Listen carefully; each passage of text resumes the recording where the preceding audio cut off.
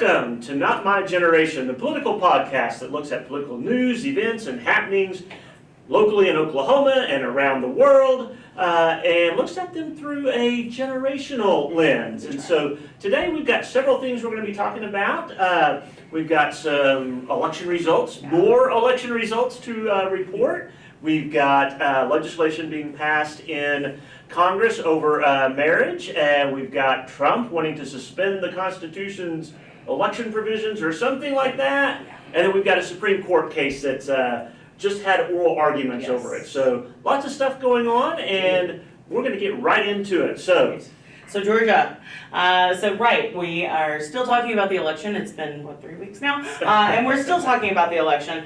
So as we mentioned on our special edition regarding the election results, the December 6th runoff, which was, of course, was this Tuesday, between Reverend Warnock, the sitting Georgia senator, versus very controversial Trump hand-picked candidate, Herschel Walker, former Georgia's football player, University of Georgia. Is it University? University of Georgia. All right, Bulldogs, don't get me. You're gonna get in trouble. I know, man.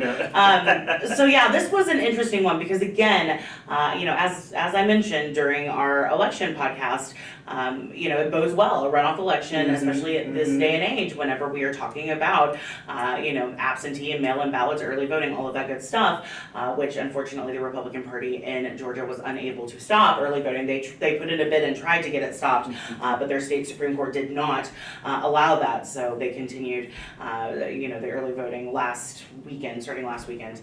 And so Reverend Warnock came up with the victory. It was a slim victory, but nonetheless, I wish we had a map to show you because again, when we talk about these newly purple states, they are extraordinarily newly minted, and the urban areas are really carrying these elections. That was kind of the shocking thing to just kind of look at a map of Georgia, see it bloody red, but then these dots of blue are what's really deciding the election. So let's just recap because again, I know we were expecting that red wave thing to happen, but unfortunately, this one was just kind of the nail in the coffin, right?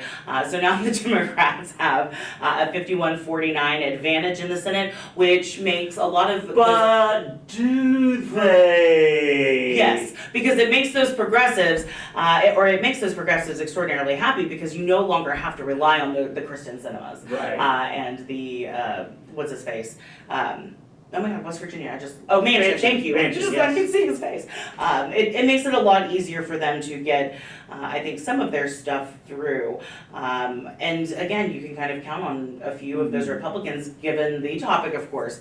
But, some of those bipartisan Republicans, like Mitt Romney, Susan Collins, et cetera, kind of coming through. This was, and I need to mention it, the first time in 88 years, since 1934, that a sitting president's party has defended all of their seats in the Senate. In the Senate. The Senate. 88 years. Wow. So in terms of history, you can dislike Biden all you want. His approval rating is abysmal, but this was a historic turnout in terms of the results of it, not necessarily turnout. But it was, and McConnell, the Republican leader in the Senate, has made comments about this. We had some at the Oklahoma Political Science Association's conference earlier or last month about how the quality of candidates matters, right? Yes. And we, as political scientists, we look at all sorts of things relating to campaigns, and a lot of times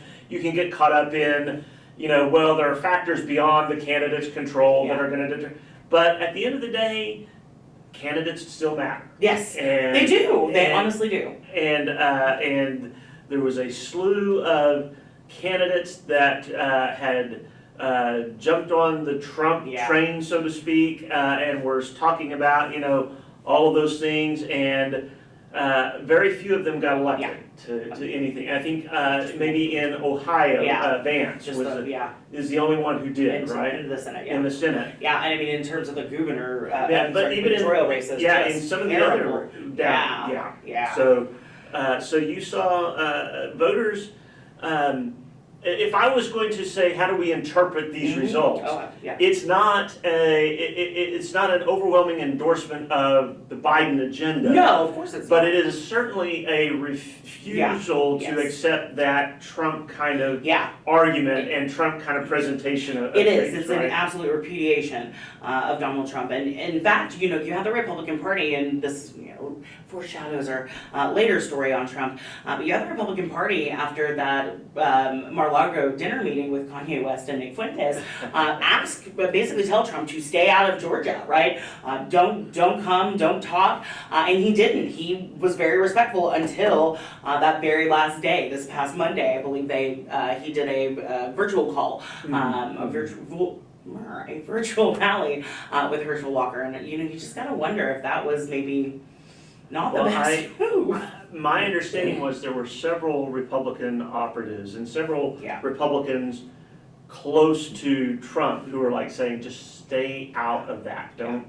But that's not the way he operates, right? And I think he felt a some sense of entitlement. I mean, Herschel Walker was his hand-selected candidate for that race. And so, to be the only candidate right now announced for 2024, he's got an uphill battle that Trump does. It's going to be interesting to see how things shake out. So everybody is assuming at this point in time that DeSantis is going to run, I think he's the front runner, in the Republican Party. Trump has already announced he's running. Will anybody else get into that, or will they have learned their lesson and say, look, if we split all of the not Trump vote amongst 4 or 5 different candidates, you think there's going to be some others? I do. I don't know that it'll be 15, 16 like we've seen in the last open Republican primaries, but I do think you will get a few more moderates because DeSantis and Trump are from that same. They're flavors of Kool-Aid that are pretty similar. One's just a little bit more bombastic than the other. I think DeSantis is. I think he still even is too far to the right for a lot of those centric Republicans. He might be. It's So going to be interesting. I would be surprised. You've seen Jeb Bush really. You may not have seen Twitter. I'm addicted to it. I've been seeing Jeb Bush pop up more in my timeline recently. Oh, really? Yeah. Oh, wow. Okay. Not in announcing things or anything like that, but Just he's definitely being a getting little more vocal, his shots in on Okay. Trump lately. Okay. So stay tuned. And I don't think that we can discount a person like Nikki Haley. She's still got ambitions. Right. Sure. And it's a good time for women running. Right. The demographics, the optics of it. So I think the Republican Party really does need to look inside of its soul and try to produce at least someone coming from the center, right, for those independents, man. I think that's going to be the challenge is finding someone who can articulate a conservative vision that doesn't scare off moderate voters. Without being offensive. Yeah, that would be a good start. That would just be a basic good start, right? Without That'll work. hacking off a bunch of people. So yeah, exciting stuff. So we'll see. Oh, I did want to, but What? you did hear, What? right, that Kristen Sinema announced that she is turning independent. Good. Right? So Bye. So does that change the Bye, Felicia. Democrats' margin to 50 to 49? I think it was always. I think she that. kind of voted with I mean, so I think nothing has changed in terms of that's that. kind of my It's- take too. It's right, a move is in that, name only, and she needs to be with the attention. So Yeah. I think Yeah. that was a move that keeps her in the spotlight and keeps people guessing about what she's going to what do. she's going to do. Yeah. And, I wish Biden, if Biden were a smart man, he would pluck her out of the Senate for some sort of cabinet position. If he were a smart man, that is what I would be doing. Well, rumor has it that the Democrats were already planning on trying to primary her in the next time she was up, and They so. should. But now they won't have to because Exactly. she's going to be an independent, and it doesn't matter. Good for her, and she We'll see, won't right. win. It's hard for Yeah. independents to win. It Now being an incumbent, She's got a name there's and money. an advantage there, but you She's lose not that very party popular. infrastructure, Yeah. and it's going to be hard. Yeah, she knew she was unpopular amongst the Democrats in her state. She was probably not going to win again as Yeah, I a think Dem, you're right. right? So the writing was on the wall for that lady. All right. Well, we got some legislation that Yes. Congress is passing during kind of this interim period before the new Congress takes over. Indeed. One of those is I think they called it the Respect Mhm. for Marriage Act. Yes.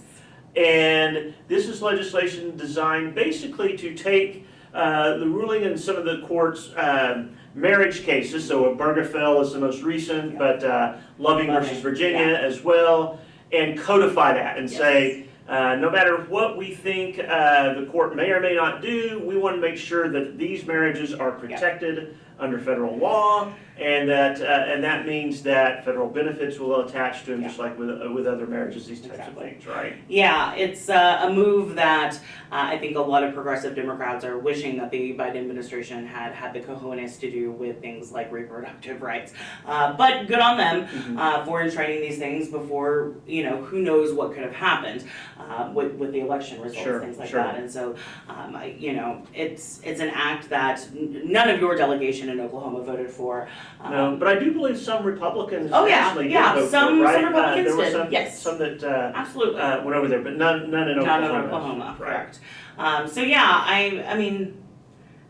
It's hard for me. Of course, I'm glad that these things are enshrined, and I'm, it's sad to see people still in this day and age who would deny folks the right to, choose who they want to be with, et cetera. I will just say, legislative morality, it is impossible, number one, but it is also draconian in a lot of ways. And it. Well, I don't think, I know a lot of people think there might be a real threat to reversing back some of these. I don't think that threat's going to materialize. I also don't think that, anything that says, look, we're going to officially state that yes, we're going to broaden out the freedoms and liberties of people to choose, as Justice Kennedy said, choose their intimate relations and who those will be with, I think is very important.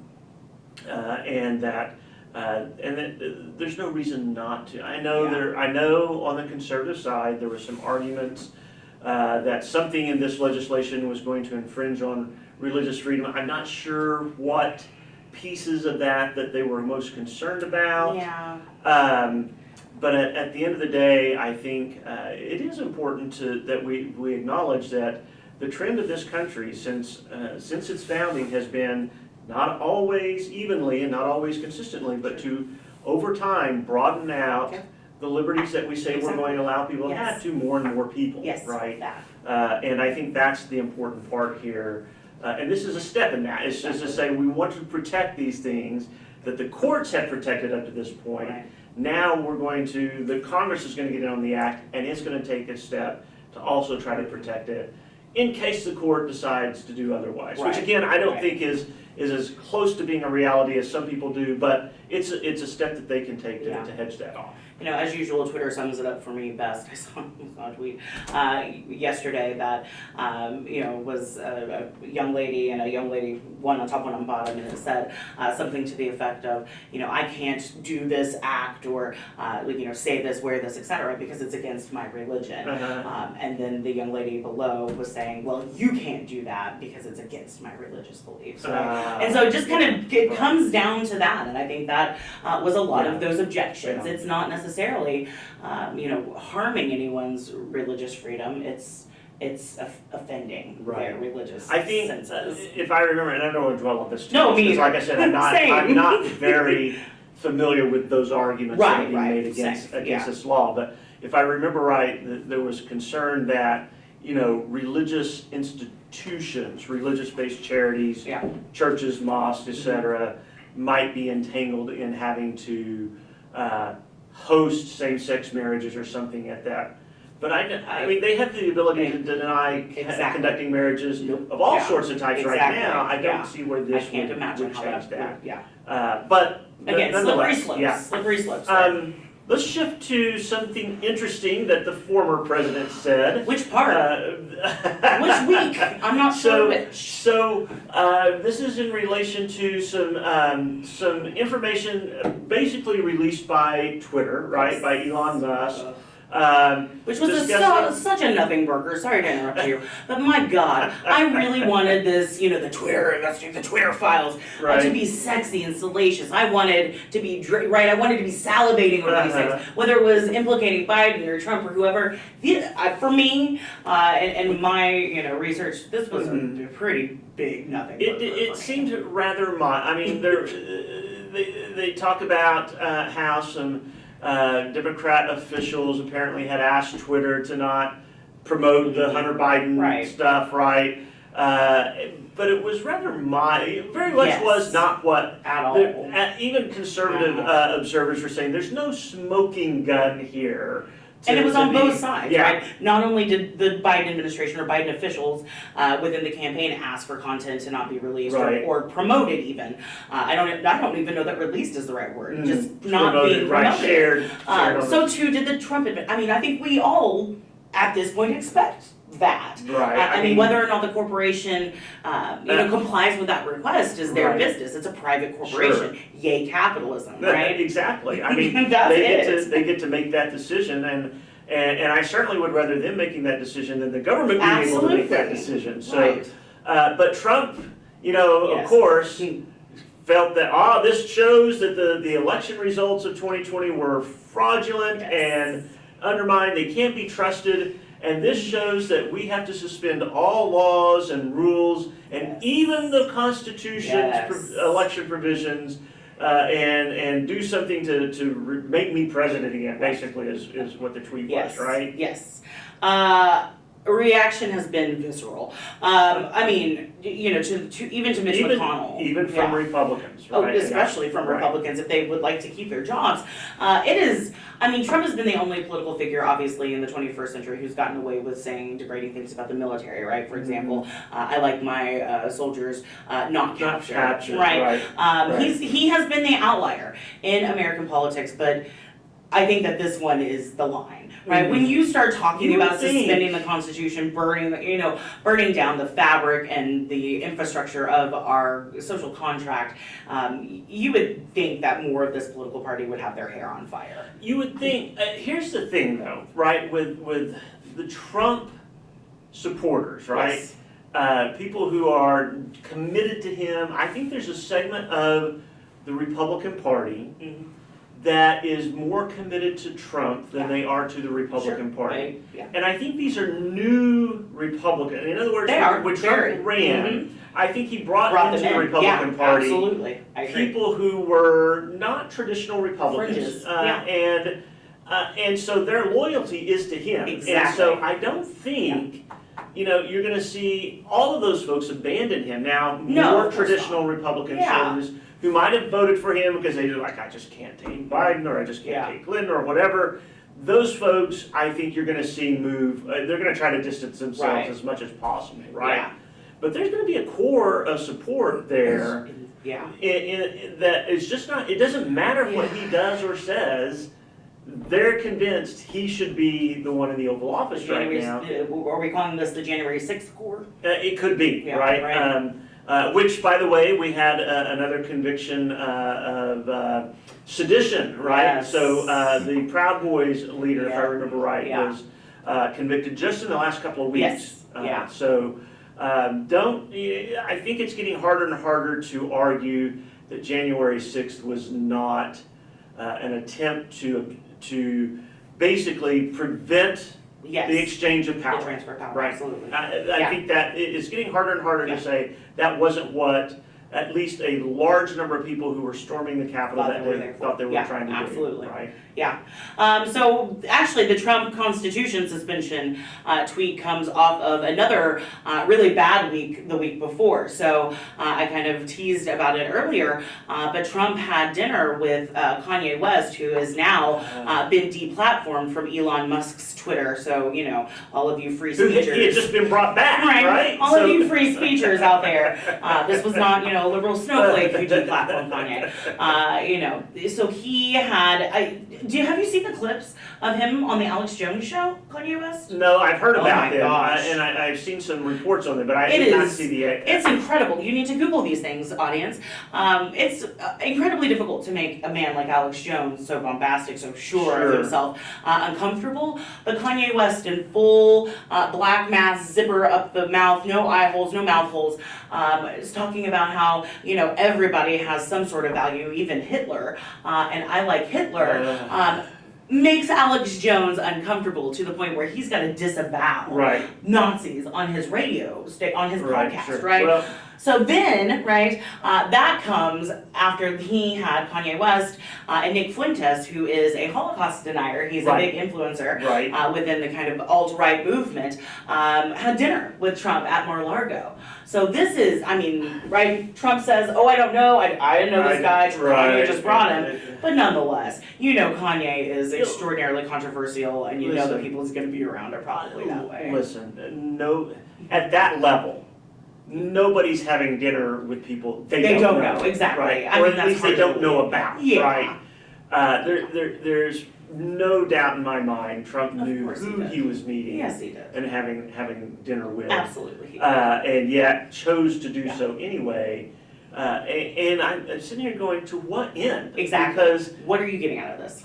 Because at the end of the day, that doesn't seem to be a winning strategy for any your of comeback, them. right? For any of them. And I don't know what Kanye's or now he's go by Ye, right? That's okay. But I don't know what his issues are or what's going on there. No doubt. But Trump just continues to reveal himself to be an individual who does not make good decisions. Not on his own. Who fans the flames needlessly of conflict and controversy. Enthusiastically. Right. And it just it befuddles me of someone who says he wants to be president again. Okay, well, why would you have dinner with... And where are all of these Holocaust deniers, anti-Semitic... racist, bigoted. Where are all these people coming from? I thought we had shoved them off in a corner somewhere a while back, and maybe not. When you have a former president that uses this same language, you know, it makes it acceptable in the public sphere. I think, and that's unfortunate. You know, that is, and I think Musk, despite all his bluster before taking over Twitter about free speech and et cetera, is learning that, you know, there are some things that, you have a right to say them, but I don't want to be connected with that. That's exactly it. Right? And so all of a sudden, Kanye was on Twitter, then got banned from Twitter, then was put back on, and now he's back off, right? Because I don't think he comes back after this one. The one that Elon Musk finally pushed him over the edge was a swastika that had been photoshopped in the middle of a Star of David. And I remember hearing, pretty distasteful. And so it's just, I don't understand where all of this, like, okay. You do. I kind of. Right? I kind of understand. There is a long history in the United States. When people feel threatened, they start othering folks, right?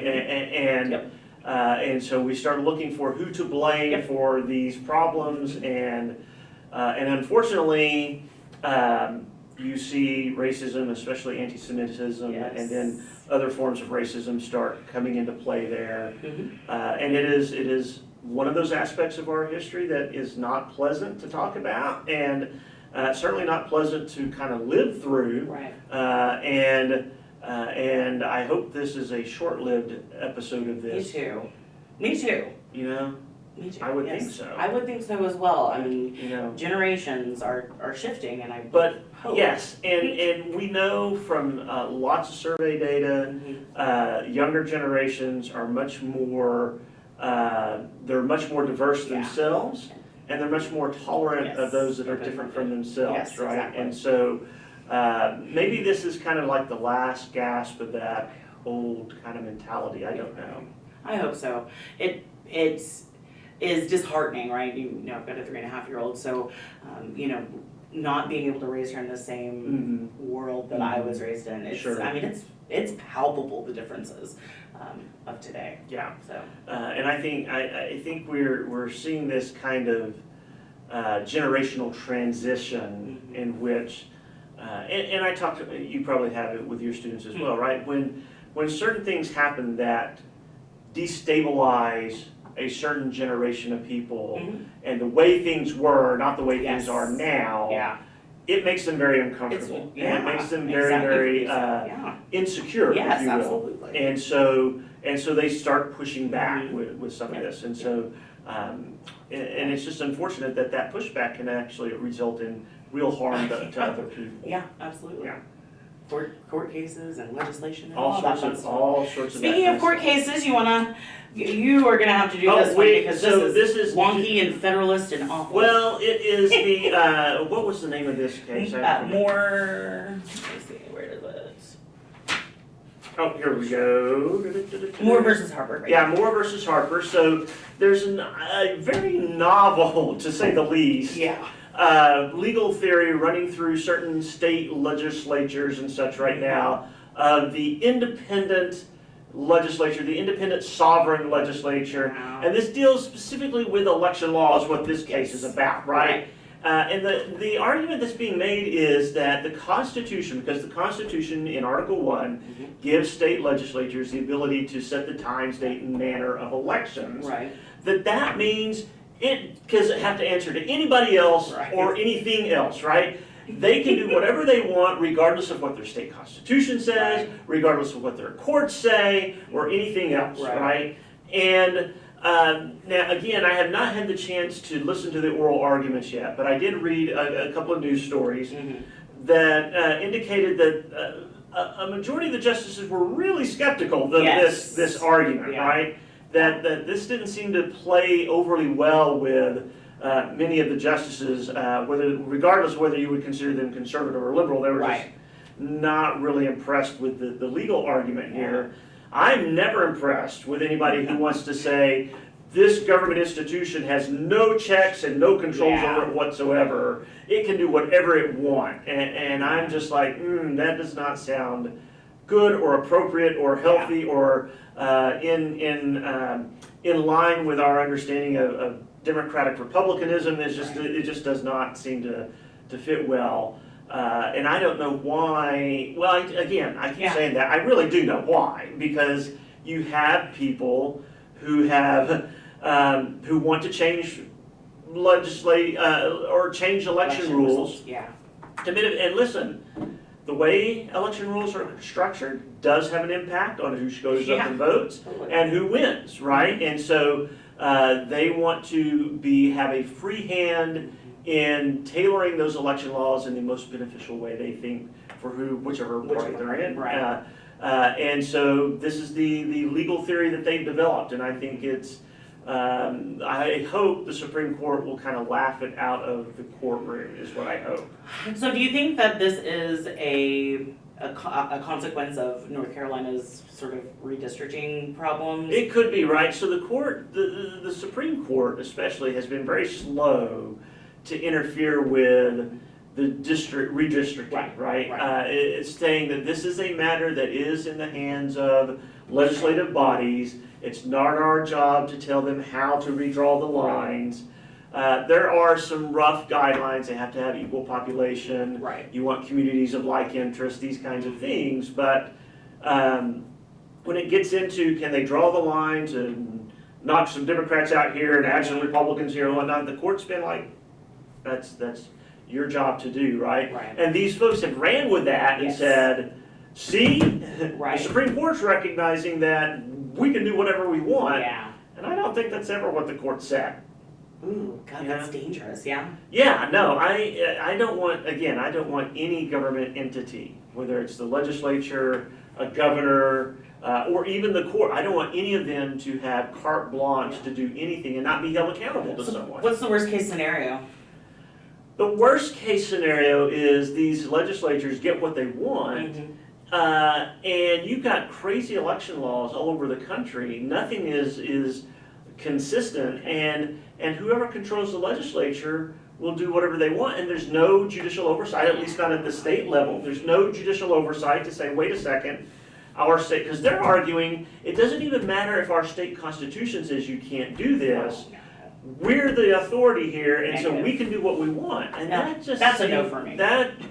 Right, I mean, we have constitutions for a reason. Yeah, absolutely. And I certainly don't want to give the Oklahoma legislature No. the ability to ignore the state constitution and do whatever the heck it wants. Yeah. There are some of us who think the national government, the state governments do that enough anyway. Yes. But certainly I don't want to make it official. Yeah, just do whatever you want here, and we're not going to hold you accountable for that. That seems really, really, like I said, anti-democratic Republican, right? This is not how our systems were supposed to work, and I would not want to go there. This is a hyper federalism, if you think of it in that way. It's right. Seems like that we're going to almost revert back to pre-Civil War times when the states really kind of had more authority than the national government for most things. But I mean, and sounds like a theme for the Supreme Court, though. Yeah. It could be. We will see. I think the way we've interpreted, the way we've applied the 14th Amendment. Makes that a lot more difficult to do. I hope so. At least if you're going to be consistent, if the court's going to be consistent. Well. And I think it should be. Yes. I think that If John Roberts has his way, he will. Right. I don't think people realize just how much Roberts has been pulling on the reins on the majority there, trying to say let's slow down a bit, right? But his problem is there's 5 of them. They don't need him at all. And so it's really, really hard. Although, like I said, in this case, there seemed to be you had the reports I indicated that there were about 6 justices who, at least in oral arguments, expressed some very strong skepticism towards this. And so my hope is that maybe a couple more that didn't articulate anything come on board and they make it a very strong no. This is not anywhere. We don't want to get anywhere near this. Me too. This would be, to me, this is a good case that I would say a 9-0 would be really, really hopeful. No doubt.